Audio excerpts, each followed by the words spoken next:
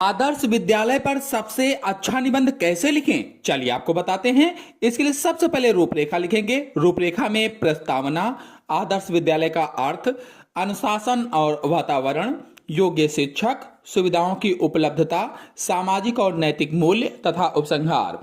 पहली हेडिंग डालेंगे प्रस्तावना और लिखेंगे, विद्यालय को शिक्षा का मंदिर कहा जाता है।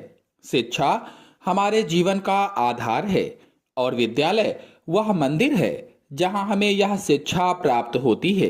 एक आदर्श विद्यालय वह होता है जो विद्यार्थियों के मानसिक, शारीरिक और चारित्रिक विकास पर समान रूप से ध्यान देता है। फिर अगली हेडिंग डालेंगे, आदर्श विद्यालय का अर्थ। एक ऐसा स्कूल जहां बच्चों को केवल किताबी ज्ञान ही नहीं बल्कि अच्छे संस्कार, अनुशासन और जीवन जीने की सही कला सिखाई जाती है, उसे आदर्श विद्यालय कहते हैं। या फिर हम कह सकते हैं कि आदर्श विद्यालय वह है जो एक छात्र को केवल एक डिग्री धारक नहीं बल्कि एक बेहतर इंसान बनाकर बाहर भेजता है। फिर अगली हेडिंग डालेंगे, अनुशासन और वातावरण।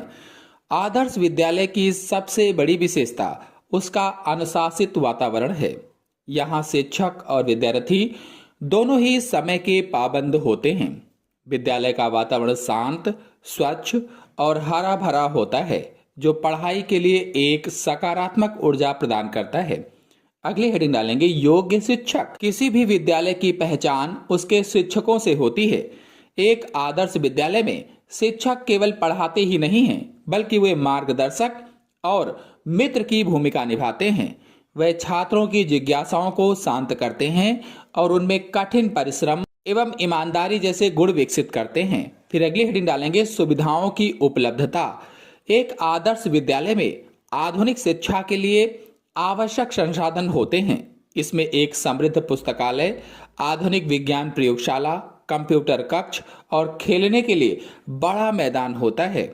साथ ही शुद्ध पेयजल और स्वच्छता का विशेष ध्यान रखा जाता है। फिर अगली हेडिंग डालेंगे, सामाजिक और नैतिक मूल्य।